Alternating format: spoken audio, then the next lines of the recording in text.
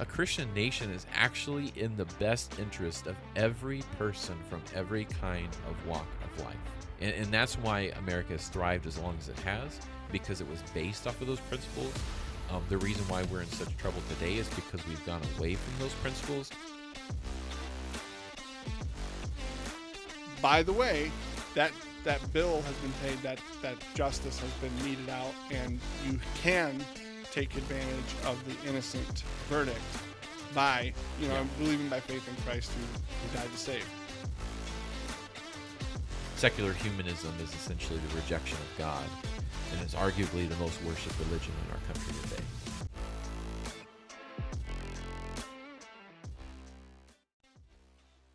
All right, welcome back to the Life and Faith podcast. So good to have you here today listening. Also good to have Dan here, as always. Good to have my compadre on the podcast. Dan, how are you doing? I'm doing great. I'm really happy for those the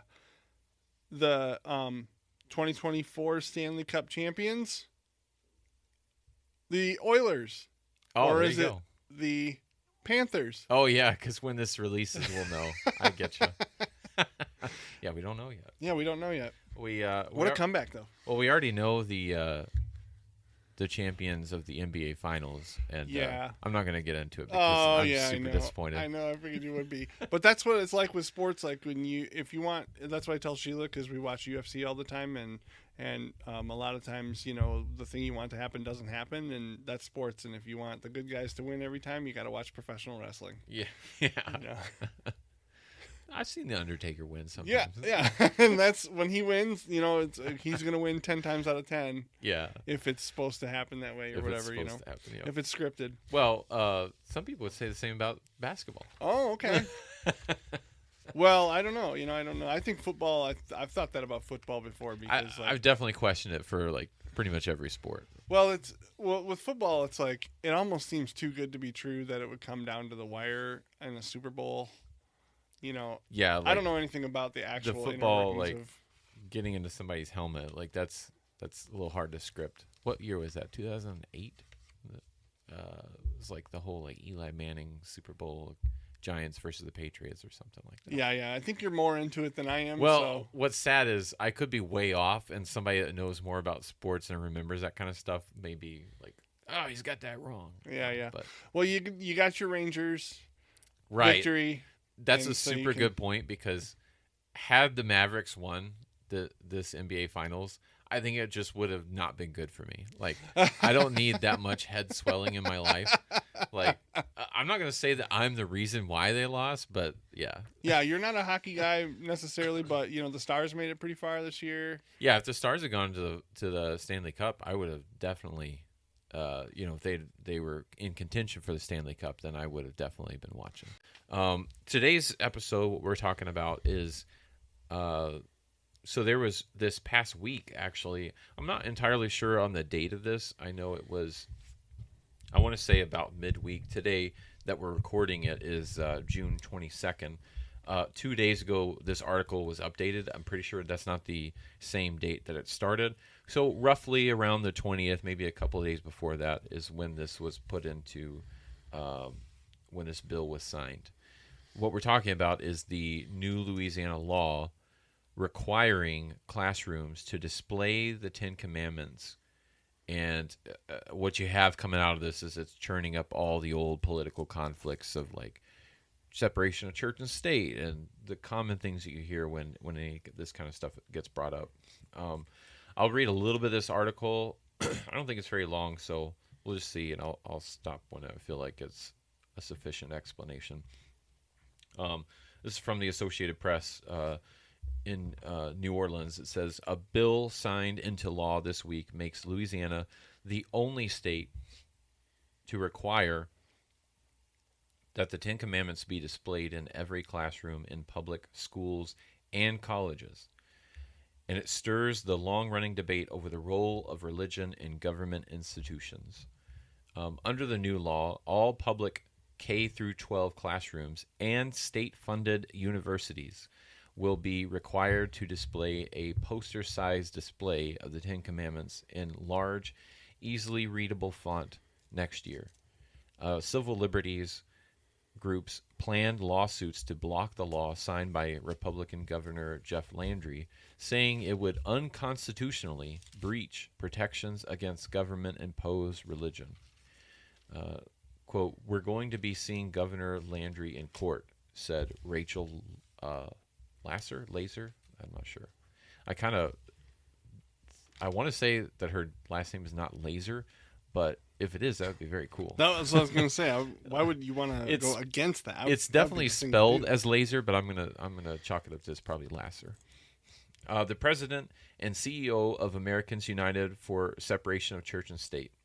Oh, wow. I didn't even know that existed, but there you go. State officials are stressing the history of the Ten Commandments, which the bill calls foundational documents of our state and national government. Similar bills requiring the Ten Commandments be displayed in classrooms have been proposed in other state houses, including Texas, Oklahoma, and Utah. Again, those are just proposed in those states. The reason why this made the news a big time, and there's a lot of conflict around it, is because this is actually being put into law. It's not proposed anymore. It's going to be put into law. I think it takes effect next year. So all in all, I bring this to the table here to talk about today because I think obviously you, the listener, want to hear from these kinds of topics. And as we've seen in the past, these gain a lot of traction.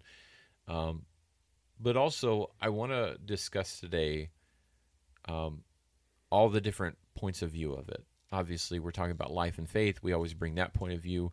But I think it's also important to address the concerns that, say, an atheist would have, or just somebody in a different religion that doesn't necessarily promote the Ten Commandments. Or from the libertarian point of view, right? So I'm curious, Dan, what your initial thoughts are on that. I think that if they spent more time educating people and less time with crap like this, we'd be a lot better off. Yep. What are they there to do? They're there to give kids a basic education. Say what you will about this, one way or the other. Teach a kid to fill out a job application. Teach a kid to run his own business. Teach a kid to invest in his retirement. Teach a kid to make the world a better place. Let's do those things. Teach a kid about, the way our country was founded, so we don't lose sight of that. Yeah. And it's all this, teach them history and stuff like that. You know what I mean? But let's take the whole thing and just make it practical. Let's, I don't know. I got a lot of thoughts about that, but, we obviously... Sure, I'm interested in hearing all of them. I definitely want this to be more of a discussion-based episode. Yeah, I appreciate that. We, neither of us sent our kids to... I sent my kid to public school for a bit, and it was obvious that it was a nightmare, and he was just going to drag feet the whole time, and it was a mess. And so we ended up homeschooling. After we went to a couple of different schools, but we ended up with homeschooling. But and that's not for everyone.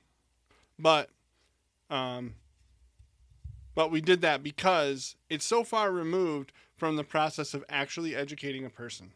And it's it's a politics factory. Yeah, and that's what it's become. And you notice, I've noticed too, and this is probably going to divide some of our listeners and stuff like that, and I don't want to take anything... I'll say this, interject this too real quick, because you kind of gave your background and where you come from on it. Where I come from it too is unique in the sense that my mom is currently a public school teacher, and she was before I was born. She took a little break to educate us at home, and I think that's very significant. My mom, who has worked in the public school system for years, told herself, I am not putting my own children through this same system.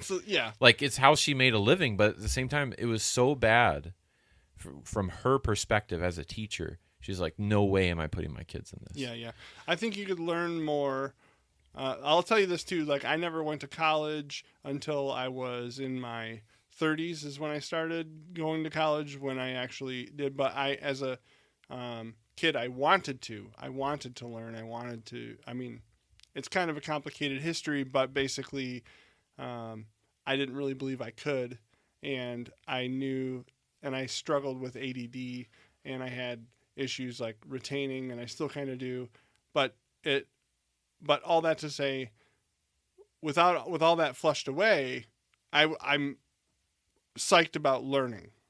Right? I think learning is great. Like, go out and figure out what you want. Teach a kid how to do the things that are necessary. We get so wrapped up in this thing. From my perspective, what I would say is that yes, it's important. Morals are important, and everything like that. And I of course stand on one side or the other on the issue of whether or not people should be believers. But it's like, that's really not. Let the parents do that. Mm-hmm. Let the parents sort that out, and let the kids, not to say that they should be denied it, but just to say, like, if we were focusing on reading, writing, and arithmetic, we wouldn't be talking about this. Let the parents do the moral thing. Let the parents teach the moral thing. You know, because that's where it should be, is in the home. Like, that's where they first learn that stuff anyway, right? It's like... Yeah, ideally, and I think when the public school system was, I guess not necessarily founded, but when we started doing like community schools, like I'm thinking back when they were still settling America, right? You know, expanding out west and all that. It was this idea that the mom, the wife at the time, had a full-time job just taking care of the house and all of the property and everything like that. That she, and then obviously the dad was working from sun up to sundown. And so they wanted to put their kids all in one schoolhouse and said, okay, we're going to have one lady come in from the town and then teach all of our kids all these things. And that may have been kind of the beginning of the end, so to speak, because you were giving away. It's like a friend of mine who also happens to be a pastor, he asked me why we don't put our kids in like a private school, like a Christian school. Mm-hmm. And I don't have anything against private schools, Christian schools. Some people, it's there and it serves a purpose. But I told him, I said, I just view it as good, better, and best for my family. Of if push came to shove and we had to, I wouldn't mind doing that. Mm-hmm. But if we don't have to, if I have the ability to work and provide for my family in such a way that I can allow my wife to be a homemaker and stay at home, and she's willing and excited to teach my children these things, and that's what, as you put it earlier, homeschooling gives you the opportunity not only to teach and educate, but you're teaching virtue and morality baked into everything that you're teaching. Mm-hmm. So being able to include all that, why would we forfeit that right that we have as parents to teach our children all those very important things that are going to shape who they are and who they are in society someday to somebody else if we don't have to? Yeah, yeah. And so that's kind of where I fall on that. Obviously that's, private school and public school, but it would, if I feel that way about private school, then I would feel the same way about public school. And I've heard all the arguments too, like, well, don't you want your kids to be like missionaries in the public school? It's like, yeah, if God calls my child to be a missionary someday, great. But God's not going to call my child necessarily be a missionary at that age. Mm-hmm. That may be a mission field that they go out and do. And maybe they are called to the mission field of public school. I feel like that's what my mom is serving as a teacher in the public school. But my mom did not have it. Both of my parents did not have at all a good time. We're talking, I got to be careful here. I don't want to speak out of turn. We're talking like they were in school like around the 70s, like early 70s. Yeah. And so like basically the dark ages. Yeah. They hated public school. They did not have a good time. Well, I hated school too. I'll tell you that. I was going to say, I think their argument, or not they, but like, I think the argument is that when you don't get as robust of an education because you don't have the access to the resources and you don't have the benefit of trained professionals and all that stuff, so I can see kind of the argument in favor of taking advantage of those, like, those resources and things like that. Like, for example, if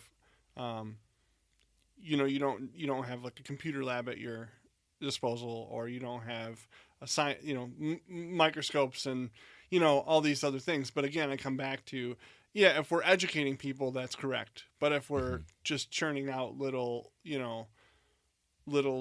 political activists, then Yeah. you're not really Yep. that's not really a factor. Yeah.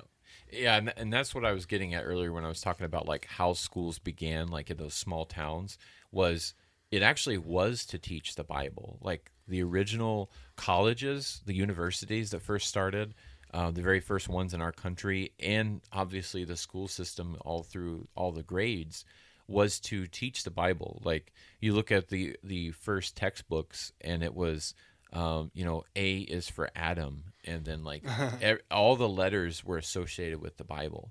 So I say all that to say this, that is where our country's public school system started. And not only the public school system for like kids, but I'm talking like even in colleges, it started that way. We've just lost that ground so far, right? Let me get into this because I think this is kind of going to give the scope of it a little bit more. Again, a recap of what we're talking about. The governor of Louisiana mandates every public classroom have from kindergarten to college age a poster-sized display of the Ten Commandments in an easily readable font. Opponents say it's unconstitutional. The ACLU is suing the state of Louisiana. So this gets into separation of church and state. That's why the ACLU is up in arms over it. Citizens, it's true that citizens cannot be compelled to a particular religion. In America, you are free to practice any religion, and that's protected by the Constitution. So again, here I'm going to go a little deeper in here, but I want to make a distinction here, because on one hand, simply displaying the Ten Commandments, like all schools across America used to do before 1980, is not compelling people to be that religion. Mm-hmm. You could almost say because our nation's founders based our American law and Constitution off of the Ten Commandments and the principles taught in God's Word, that it is essentially saying, let's hang something that represents our country's justice system on the wall of every school. That's an argument, right? That's an argument. And again, I'm not necessarily telling you if I'm for it or against it. I'm just trying to present all sides of it here for a second. There's also, I think this bears reading here. While we're on the subject of our nation's founders, one of which being Thomas Jefferson, there's a lot of controversy over, like, was he a Christian? Was he a deist? Was he this? Was he that? There was some conflicting things in Jefferson's life to where he said one thing and then later he said another thing, like at this certain age. And I hear all that. I hear all the arguments people say about the criticism of Jefferson. But guess what? If Joshua, myself, if I was a founding father, somebody could be pointing back at me right now at this point in time and saying, well, Josh said this statement at this point in time, then he said this statement over here, and that's kind of conflicting to me.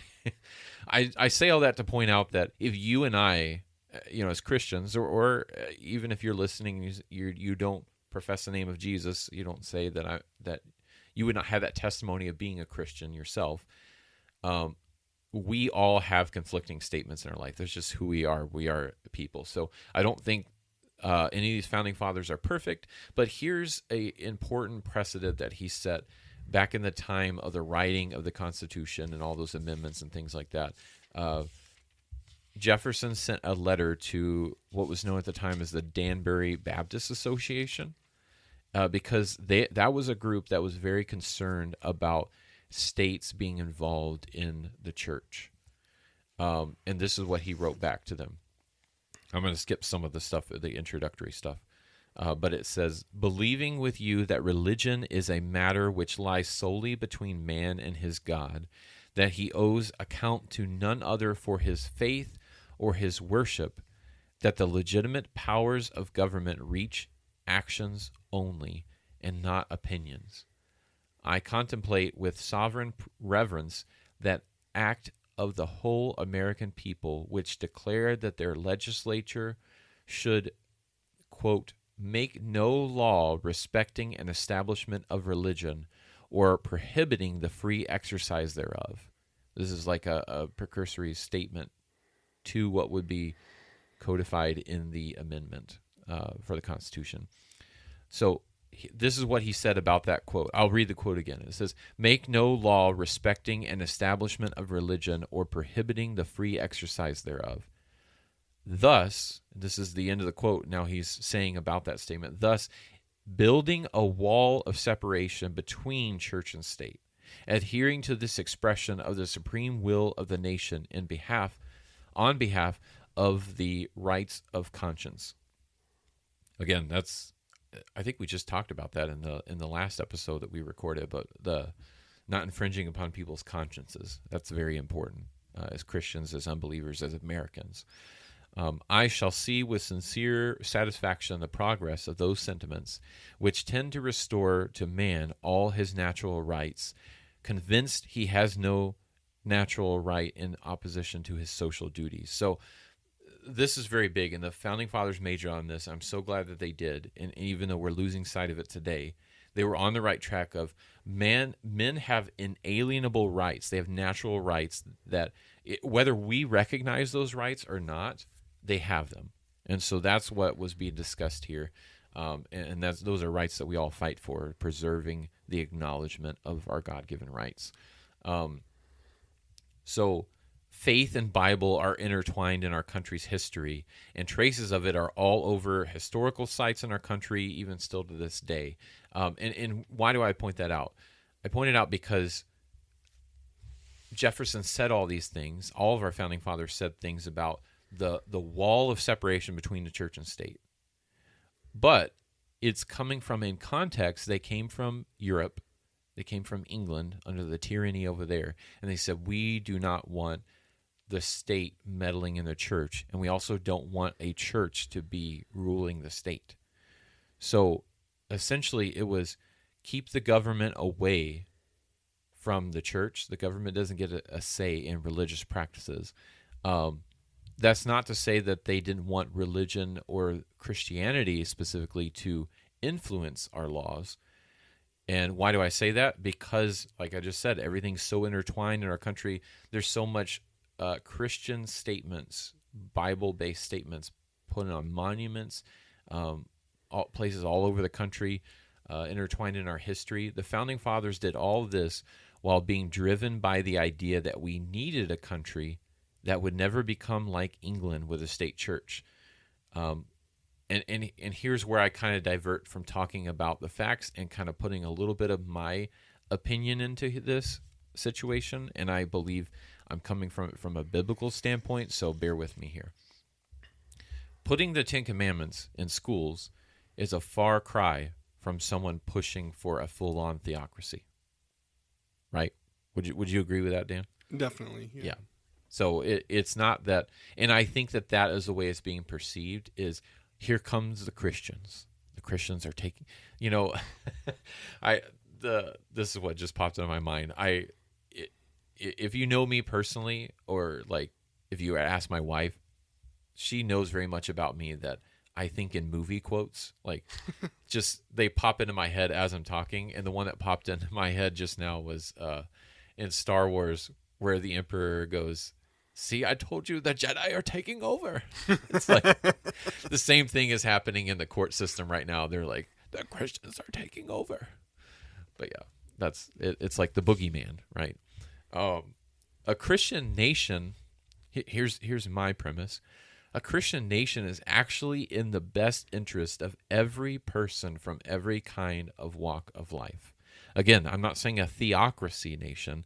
I'm saying a Christian nation that holds Christian values. Let's say that, as opposed to other countries who are hostile towards that. Because in a Christian nation, you've got so for the sake of time, let's insert here everything that Jesus taught in the Sermon on the Mount of how to interact with your fellow man. There is turning the other cheek. There is all these other things like being protected, taking care of your fellow man. And that's why America has thrived as long as it has, because it was based off of those principles. The reason why we're in such trouble today is because we've gone away from those principles. And don't even take it from me. I wish I would have this quote here, but I'm just going to describe it and paraphrase it, so bear with me here. Let's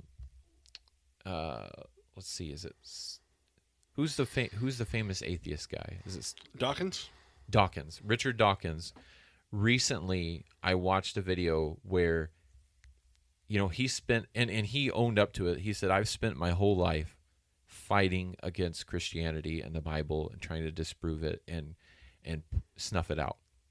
And he's saying, now at this point in my life, I'm seeing what's happening to England and most of Europe, and how it is being predominantly, it's being dominated by Muslim theology.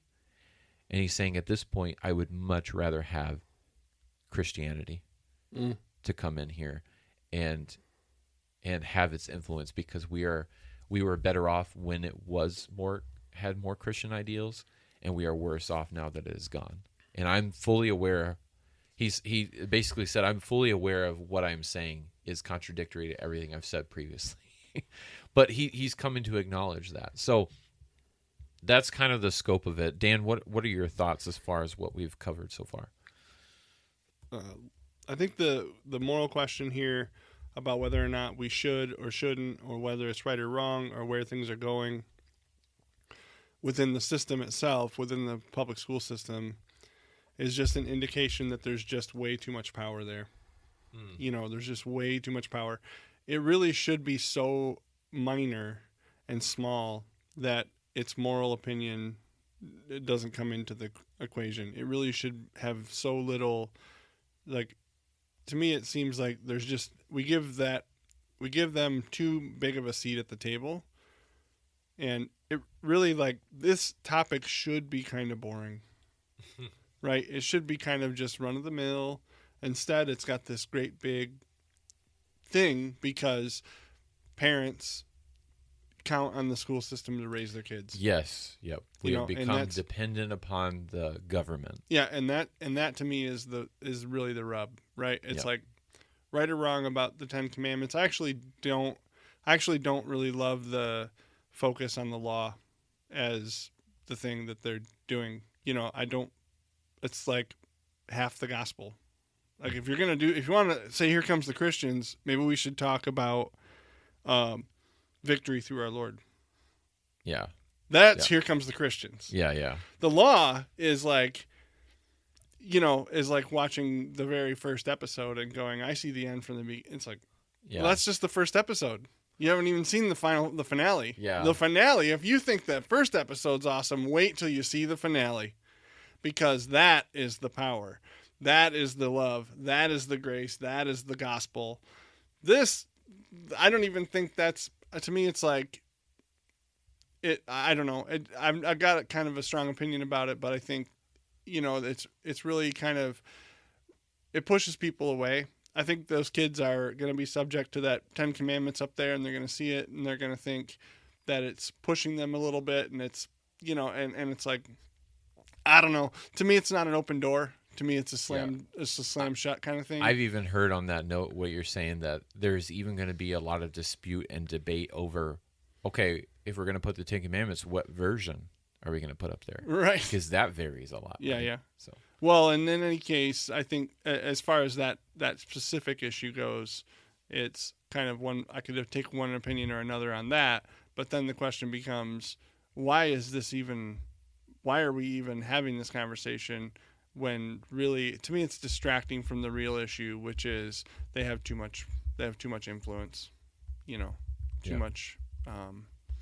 It's like when we were in school, they were doing breakfast for all the kids, and then it became breakfast and lunch for all the kids.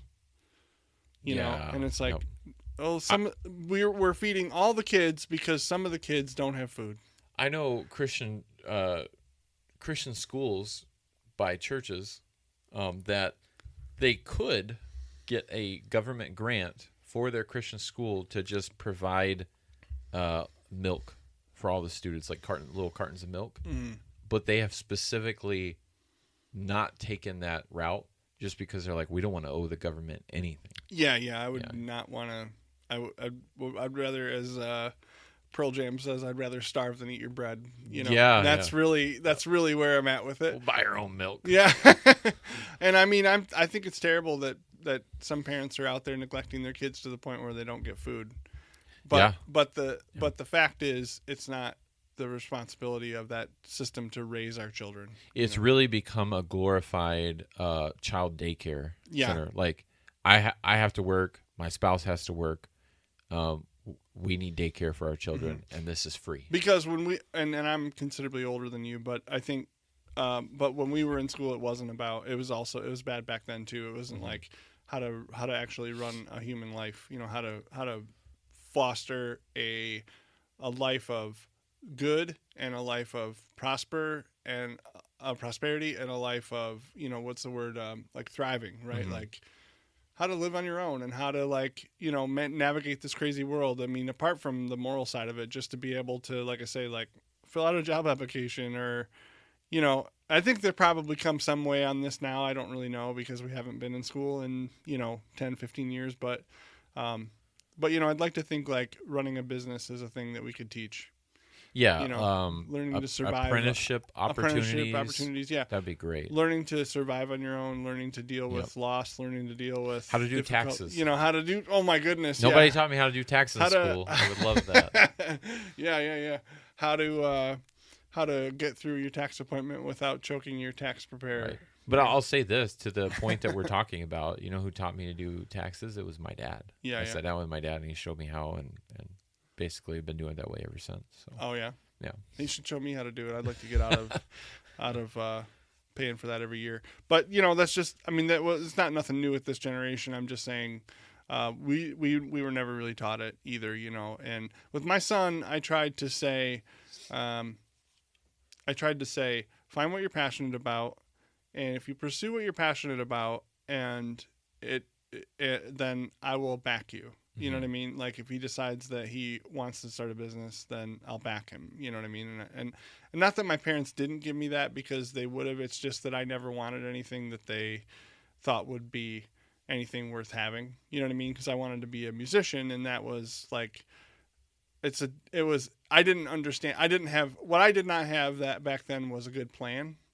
And so we didn't really see the same things on that. You know what I mean? In case they happen to be listening, I love my parents and everything. I don't, I don't take anything away from that, from my childhood, but I'm just saying, with Daniel, what I wanted to do was give him a paved, straight, clear road to whatever thing that he was passionate about. Yeah. Whatever he wants to do with his life, that's what I want him to do. Yep. You know what I mean? Do you do that with your kids? Yeah. I want them they're young yet, but... Yeah, they are young. Do you want to be a doctor? Yeah, it's definitely a thing of like, you want to observe your children even at a young age and find out what their interests are and help support them in those interests. Because sometimes you support it and then it's a means to an end. Like you push them along or help them along far enough in a pursuit that they find out, I don't actually want to do this. And that's great because then you've eliminated an option. You're that much closer, to figuring out what they want to do. But I think providing them opportunities is important. Well, it's getting them to think that they can. Yeah. I think that was the big thing for me too. And that's not anything my parents didn't do. It was just a matter of how I was wired. I didn't really believe that any of that was possible. Mm-hmm. And so just to get them to believe that anything, within reason is possible. And, you can't obviously I think Tony Hawk, had said when he was a kid, that his parents supported him even though he was skateboarding because you might as well, he said, and this is a quote from him, he said, you might as well have just told your parents you wanted to be a professional baton twirler. Yeah. It was so foreign back then. So, and here the guy's he said when he said on a podcast that he, after the video game came out, somebody handed him a check for $4 million, for baton twirling, He's like, look, Mom. Yeah. But they were super supportive, you know what I mean? Right. And that's kind of a thing that I wanted to sort of recreate for him. That's what I thought was important. But again, just to get them to the place where they understand that, it is possible for me to do whatever thing that I'm called to, whatever I'm passionate about, whatever, and I think you know, for anybody that's familiar with used to be like the king of YouTube. I know he's been dethroned now, but back in the day, like 10 or so years ago, everybody's watching this guy named PewDiePie on YouTube. And I'm not necessarily saying that this is an advocate for all of his material that he's put out, but he was the undisputed king at the time because he had the most subscribers, and he was the first guy that ever really made it big. And he really opened the door and paved the way for other content creators to make a living on YouTube the way that he did. But he started, like probably a worse setup than you and I have here today. I know it doesn't help the listener here because they can't see, but just started with a little like junky laptop or something, and like the microphone built into the laptop, and like he had super humble beginnings, and it was really out of frustration from I've heard his story. It was out of frustration of he didn't know what to do with his life. Like he hated school. He felt like he wasn't going anywhere there, and he had all these jobs that he just dreaded going to and couldn't wait to get away from. And finally one day he just quit, and he's like, I'm not going to look for a new job. I'm just going to do this. And he tells a story like kind of like what you're saying with Tony Hawk. You might as well have been telling my parents, I was going to twirl, because they were paying for helping him pay for all this education, and he wasn't going to be using it, and they didn't really understand. But I think his story, at least as far as I can remember, they were still to some degree supportive of him. Like, but at the time there was no YouTuber, like that wasn't a thing. It wasn't a job. But he was a pioneer in that, and so it's important to be supportive of your kids. And when you asked me that question earlier about if I do that with my kids, I think it's very important for all parents to understand that it's not necessarily about giving your child the latest and greatest toys and things that they want, because a lot of times we feel like we need to compete, especially with other parents in that area, of giving them the latest phone or the latest video games, the latest whatever, fill in the blank. But it's the best thing you can give for your child is experiences and opportunities. And a lot of times those can come with no cost. So it's not about necessarily just dumping money on kids and saying, here, have all these things to set them up for success. Sometimes the best success you set them up for is the opportunities you provide them with, just to give them a feel for all these different things. That's what childhood is for, right? Is feeling out what you enjoy, what you're passionate about, and then pursuing those things. And obviously we're talking about life and faith here. So faith, it gets baked into everything into that. So what does God want me to be passionate about? So pursuing all those things with a faith-based perspective. It'll be cool as your kids get older to see them. I have a nephew now, as I've probably mentioned 100 times. And I can't wait for him to get older so I can help him with that too. You know what I mean? Just even though like I don't raise him obviously, but just to be that influence in his life and just to say like, hey man, here's what you could do. Here's, and I still have that opportunity with my son, although he's a little bit older and he kind of already knows everything. And I'm just here to pay the bills now at this point. But it'll be cool with your kids, because you have this ability to sort of stand back from it and have that perspective now, to look at it and go, okay, knowing what you know now, how can you do where can you go right? You know what I mean? And you're not finding your feet, so to speak, as a parent. You know what I mean? You're like having kids didn't come out of left field. For you. Yeah. You know what I mean? It's still a learning process, but yeah, it's something that it's something I'm passionate about. I'll say that. Yeah, and what I'm saying is like you're not just doing everything you can just to do the bare minimum. You know what I mean? And some parents really are doing everything they can and not working twice as hard and getting half as much accomplished, kind of thing. Yeah. And so you're I guess fortunate is not the word, but you're blessed in that way. Because you've seen around some corners that some parents have not. Yeah. You know what I mean? So when your kids get older, then you'll have an opportunity to say like, here's what you could, you could do here. Yeah. Well, by the grace of God, of course. I'm definitely, I feel blessed, just to even have the privilege of having children. And I had there's a guy at a restaurant we went to with my family recently, and we sat down, and he was a waiter, and he wasn't even waiting on our table, but he was walking by, and he looked at all the kids like filing into a table, and he's like, "You guys need to get a hobby." And I was like, did this guy just like? I really wanted to say something, but I was so dumbfounded that he just said that. You guys need to get a hobby. Some people, it's like some people's kids, I don't know. Yeah. Yeah, there's so many things I could have said in that, moment. That's so inappropriate, but yeah. But honestly, I like, out of all like 15 different responses I've thought of, or probably more than that, like the best one I could think of is just like, you know what? Praise God that we have the opportunity to glorify God through this many children. I want to go back to something that you said earlier, because we were talking about like the commandments and kind of it's a closed door rather than an open door. I know that Jesus said, for this sums up all the law and the prophets. So if you want to sum it all up, he said, and many people have said this is the way you can summarize all the 10 commandments. And he said, love the Lord your God with all your heart, soul, and mind. And the second is likened to it. He said, love your neighbor as yourself. So for that purpose, if you're saying like, I don't know, that might draw some people away. I think what would be easier to digest and to understand it better is to know the way that Jesus summed it up. And maybe a better than schools pushing for that would be to say, hey, let's put up, Matthew, whatever. I don't have the reference memorized, but to say Jesus said this, or this sums up all the law and the prophets. Mm-hmm.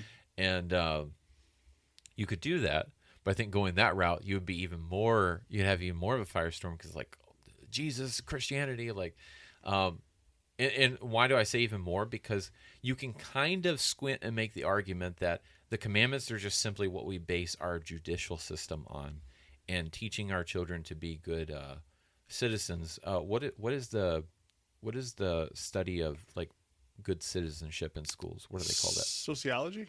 It's I think it's like civic studies or something like. Civics would be how the government operates. So not civic. It would. I just saw this because I was looking at like what the laws are required in states of teaching kids, and they Civil have rights? to be taught. Not civil rights, but it's something about like being a good. I got civics because of civilian. It's not civilian is the wrong word, but like being a good American, basically, being a good. Man, I'm lost for words right now. But anyway, there's a certain thing you have to teach your child, and I was almost like questioning, like, well, what is entailed in that in today's public school system, of like being a good. I still can't think of the word. being a good.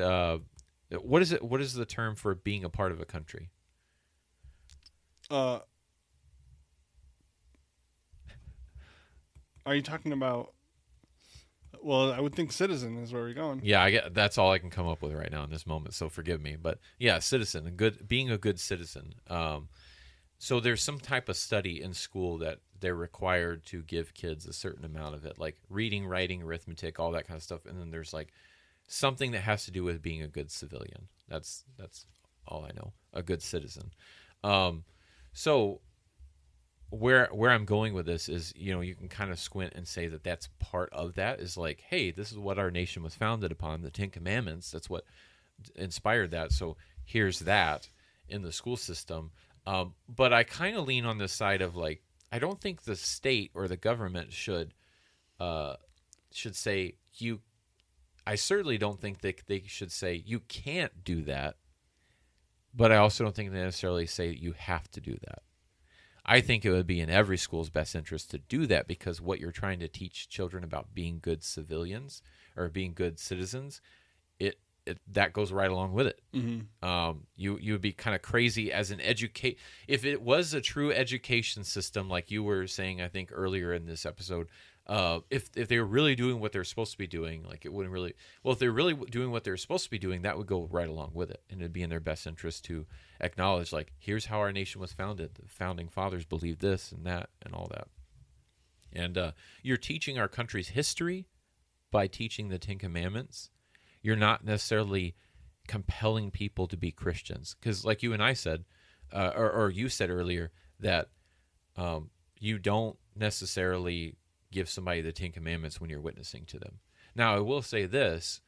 I think the Way of the Master, which we've brought up a few different times on this podcast, they do utilize the Ten Commandments, I think, in an effective way. Yeah, yeah. But that requires a conversation. You can't have the same effect by just slapping something on a wall, right? Yeah, I also really don't love that. You don't know what love I mean? that I don't process? love that process. I Yeah. know it by heart. I can still do it, but I just don't. I don't know. To me, it just, again, it's like, it's fine. You know, it brings people to a point. So And I'm kind of with you on that. The only reason why I think you would ever go down that route is if you, and maybe it's not best to have a short conversation on that matter. I think it needs to be a longer conversation than just a street side casual conversation. And that's probably where that comes from. But most people in today's world believe that they are a good person and that God will let them into heaven just based off of merit. I will say too, like Paul, you know, he said in Galatians toward the end of it that basically, you know, you got to leave those situations for the spiritually mature. You don't just want to give that kind of tool like the law to witness with to somebody who doesn't know how to use it properly and doesn't know how to bring grace into it at the end. Right. Yeah. know what I If mean? you're saying like, don't give it to somebody who's like a new Christian, doesn't understand those things and try to witness to people. Yeah. Like it's definitely, I was actually it just has to saying be- that on Wednesday night that we need to bear fruit in our lives before we just up and go. Like there's certain denominations that really major on like every Saturday we're going door to door knocking. Right. But if you're bringing in the guy that just got saved on Sunday and you're saying you got to go, how that guy hasn't had time to mature in spiritually speaking. Right. So Well, how's then he going there's- to dissect all that? Yeah, and then there's people that have just occupied a pew for so long, and yeah, they're believers, but they don't really think about things and don't really know why they believe what they believe. Those people probably shouldn't do that. You know what I mean? Because like you have to handle it. It's really like baking a cake. It's less like just Or a souffle. yeah. It's less like Connect. It's less like Connect Four, and it's really more like baking. You know what I Yeah. mean? It's like it's not as simple as put these things in order and then you get it. It's really like, yeah, okay, those things are true. Like you've lied millions of times. You lied so many times you can't remember how many times you've lied. You've disrespected your parents so many times you can't remember how many times you've done it. You look lustfully at a woman so many times. You've thought about it in your heart so many times that you can't count how many times you've done it. That's the fact of the matter. The fact of the matter is, apart from God, you're not worthy, and neither am I. Yeah. Right? Yeah. But what I'm saying is, if you leave it at that, what? You Yeah, don't yeah. have that No. second. There's no. The pendulum doesn't come back to. By the way, that bill has been paid. That justice has been meted out, and you can take advantage of the innocent verdict by believing by faith in God. You know, Yeah. believing by faith in Christ who Yep. died to save. But if you don't say that, or you don't know how to say that, or you say it in a weird way that they don't understand, if you don't look at life from the perspective of the non-believer in that moment and you don't guide them in the right way, you're just basically saying you need to get right. Yeah. And that's the end of it. It's like that's what this does, in my opinion, when you just talk about the 10. It's like, Yes. Yeah. we're not talking about the 613. Yeah. We're just talking about the 10 for some reason. Yeah. And we stop there. Yeah. The Ten Commandments effectively used would be paired with like John 3:16. Right. At least. At the right? very least, right. Because the way I usually go about it, if I'm ever witnessing to somebody, and typically it's because somebody has shown interest, so I'm not necessarily just popping the question. So it happens naturally, and I'll go towards what it says in Romans. It's commonly referred to as the Romans road, and then you take those verses. But I actually, when I'm pointing out to your point, what you're saying, don't leave it there at the Ten Commandments, and that's why it's dangerous just to put those in the school in that sense.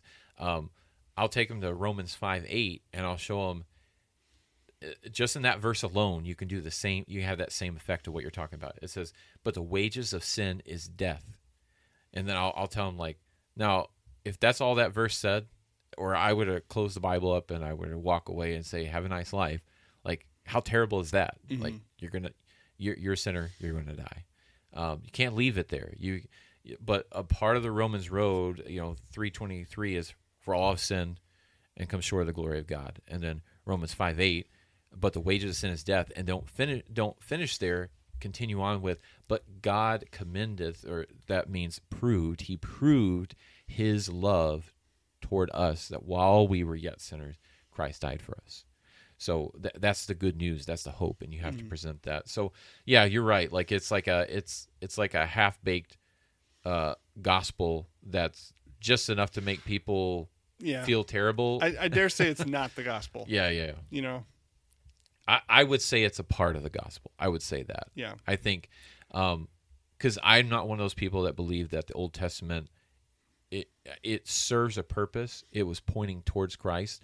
So if you're saying all of the Old Testament points towards Christ, the Ten Commandments definitely do. Yeah. And God wouldn't have spent the time of writing it twice for Moses because he didn't care about it. I think it shows the justice system of God and why we needed a Savior. Without the Ten Commandments, without any of the law of God, we don't even understand the reason for a Savior. Mm-hmm. But it's so overwhelmingly obvious that we need a Savior, and we could never even come close to doing a fraction of one of those things really perfectly. Mm-hmm. So it just sets it up, and I don't think you can necessarily divorce the gospel from the law, because you just have to remember it's I know it's in 1 Corinthians 10:4, because I always think of it as like that's a big 10:4.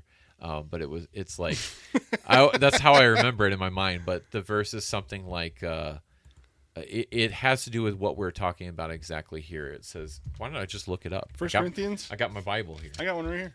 1 Corinthians? 1 Corinthians 10:4. It was already there. And all drank the same spiritual drink, for they were drinking from a spiritual Oh, that's not it. Maybe it's 2 Corinthians 10:4, or it's one of the Corinthians, or it's Romans. I did not have this in my notes, but I wish I would have. For the weapons of our warfare are not of the flesh, but divinely powerful for the destruction of fortresses. Here it is. Romans 10:4. Romans 10:4. It's my third. It's what I thought of thirdly. Right on time. Romans 10:4. It says, "For Christ is the end of the law for righteousness to everyone that believeth."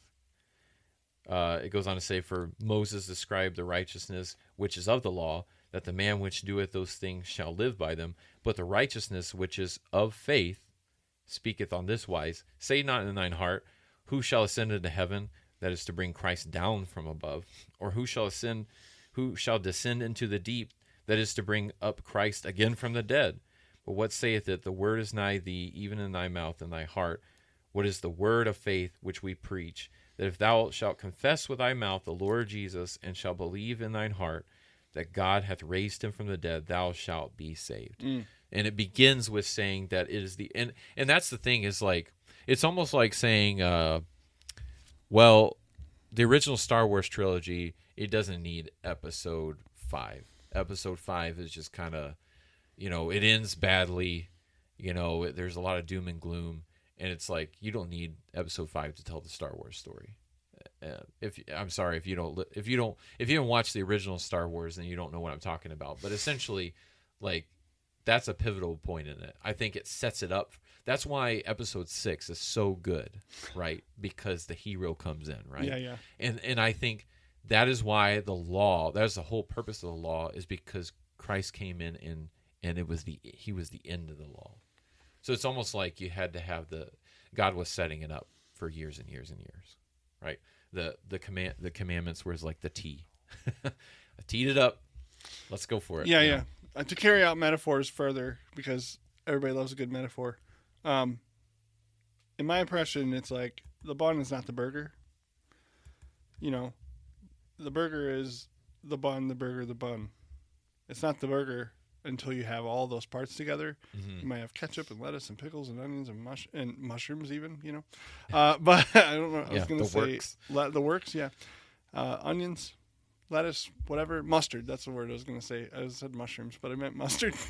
But it doesn't, and it's in the same way that the bun is not the burger. The burger itself without the bun is just, you know what I mean? It's like, it needs all of it in order to be the whole thing. So it's part of it. It's important and everything like that. But just to say that without the second half, to me, is like, it just, isn't how I roll, I guess. And Mm. that's sort of where I go, okay, well, if you really want to see some people freak out, put that verse you just read on the wall. Yeah. Let's see Oh Romans yeah, 10, you would 8, and definitely 9. get a good freaking out. Yeah, you'll get a firestorm that you've never even seen before if you use Romans 10, 8, and 9 instead of Exodus 20. That's where that's at. Yeah, absolutely. I'd love to see Romans 10, 8, and 9 on a wall. That'd be amazing. Yeah. Oh man, you'd get some fire then. Yeah, and that's what it boils down to is like we're talking about like should states be allowed to put that into law? That's a tough one, right? Mm-hmm. Like it's in their best interest, yeah. But do we always want the state deciding what's in our best interest? We almost never do. Yeah. It's a tough one because I hope you didn't listen to this episode expecting me to say, no, this is what should happen and this is what shouldn't happen, because I'm just thankful I'm not in the seat of doing it, because I think it would be helpful. It essentially, if we back up the scope of this, what are public schools for? Is to equip our children for adulthood. They need to be equipped with the Ten Commandments. They need to be equipped with so much more, as we just covered, and all the reasons above that Dan and I listed. But essentially, let's take the Ten Commandments out of it and just say children need the Bible, and that's what was always baked into our school system. There were many times where the founding fathers called the nation to prayer, and you didn't have the ACLU blowing them up at that point, but the same people that said separation of church and state, they just essentially said we don't want tyranny. So once it becomes tyrannical, and that's why you got to be careful, like what kind of precedence it sets for giving states the ability to tell us what we can and can't put in our school. Because here's where the Constitution comes up short, and I don't think the founding fathers could have seen this coming, because back in their day, religion was everywhere, and it basically ruled every country, some kind of religion. And I would say, while we were founded upon Christianity as a nation, the state religion, if you will, and you're like, well, we don't have a state religion. I would wager we do have a state religion right now, and it would be like secular humanism. Yeah. But that is not considered a religion, even though I would absolutely consider a religion, because of the way it is. Like, there are certain things you can and cannot say in our country right now because of the firestorm that would happen because of it. And yes, we have freedom of speech, but do we really? And it's because of the mores of society, and the mores of society are governed by this state religion of secular humanism. We got to push this agenda. We got to push that agenda. And if there was something being stamped on the wall that's pushing the agenda of whatever's popular right now in secular humanism, nobody would bat an eye. And the reason why I say nobody would bat an eye is because it is happening. There are things being put on every school that is promoting certain agendas, and nobody's batting an eye because it's outside of the umbrella, technically speaking, of a religion, even though it is operating exactly like the religion that we were oppressed by in Europe and we fled away to this country to get away from. It is equally as dangerous as that time, if not more so. And so I say all that just to kind of put in perspective of saying that if we back up a little bit, we realize like we're already under the oppression of the tyranny of a certain religion, and that's not Christianity. If it was, it would be kind of against what the founding fathers said in the beginning, but we would be much better off than where we're at now. And nobody can deny it. Now, where we all differ on different opinions, different political groups, different people from all walks of life, we'll disagree on why we are in the state we're in as a country, but we all can at least agree that we're not headed in a great direction. And I would wager it's things like this where not necessarily that we need to have laws that command that we have the Ten Commandments, but the fact that we took it away in the first place back in 1980. It was always there. Nobody questioned it. It wasn't necessarily a ruling or anything like that. It was a part of school. And when we started taking the Bible, we started saying, you can't bring a Bible to work. You can't, or not to work, but you can't bring a Bible to school, or you can't have the Ten Commandments posted. Like, that's where we went wrong, and it's kind of a separate issue altogether from what we're talking about. What we're talking about is just the governor making some state law. If I can sum it up this way, there's a difference between state enforcement of a religion and a state acknowledgement of a religion. So, again, you may say, it kind of sounds like you're walking on both sides of the fence here, Josh. It's probably because I am on this issue. Because I think it's okay necessarily for a state to acknowledge the Ten Commandments. Is it wise? Like Dan pointed out, maybe not in a gospel aspect. But I do have to say it's not the same as an enforcement. Nobody's having to recite the Ten Commandments every day. Nobody's having to go to a church and all that kind of stuff. There's no overlording religion. I do see the argument that people would say, and like I feel like Dan is coming from, as a slippery slope.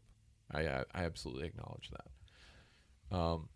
You also have the issue of not proper. Oh yeah, so I just covered that. Sorry, that was in my notes to cover defining religion.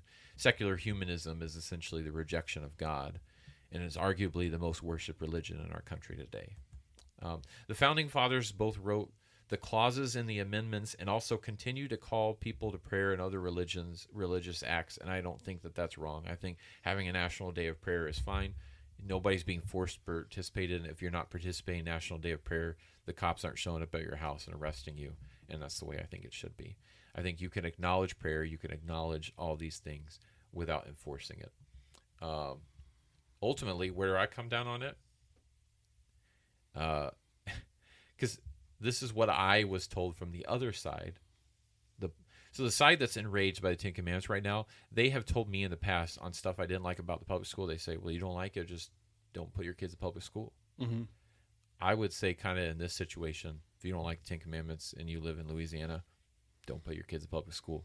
Your kids, whatever belief system you have, your kids are better off learning your belief system, not in public school.